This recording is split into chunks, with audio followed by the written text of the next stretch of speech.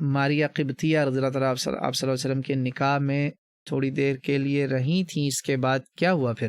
وہ ماریہ قبطیہ جو تھیں وہ ان کی وفات ہو گئی تھی، ان کی وفات ہوگی تو یہ زیادہ دیر اس دنیا میں نہیں رہیں، تو اللہ تعالیٰ ان کو جنت الفردوس میں اعلیٰ مقام عطا فرمائے۔ سیدہ ماریہ جو ہیں وہ مصر سے آئیں، وہیں سے آپ کی روٹس ہیں جہاں سے ہماری ماں ہاجر یا ہاجرہ سلام اللہ علیہا آئیں، تو اللہ تعالیٰ قیامت کے دن ان کو بھی ہماری ماں ہاجرہ اور ہماری